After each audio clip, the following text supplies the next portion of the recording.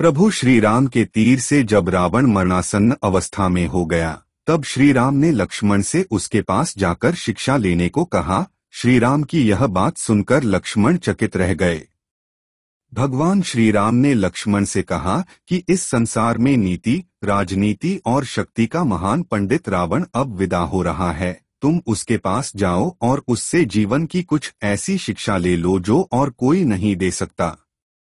श्री राम की बात मानकर लक्ष्मण मरणासन्न अवस्था में पड़े रावण के नजदीक सिर के पास जाकर खड़े हो गए, लेकिन रावण ने कुछ नहीं कहा।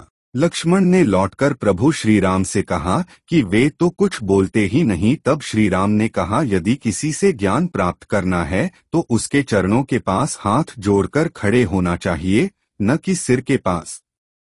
श्री राम ने लक्ष्मण से कहा, जाओ और रावण के चरणों के पास बैठो। यह बात सुनकर लक्ष्मण इस बार रावण के चरणों में जाकर बैठ गए।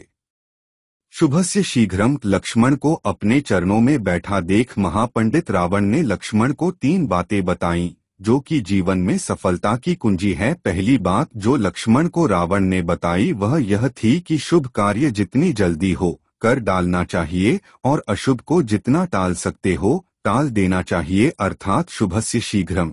मैं प्रभु श्री राम को पहचान नहीं सका और उनकी शरण में आने में देर कर दी, इसी कारण मेरी यह हालत हुई। यह मैं पहले ही पहचान लेता तो मेरी यह गत नहीं होती।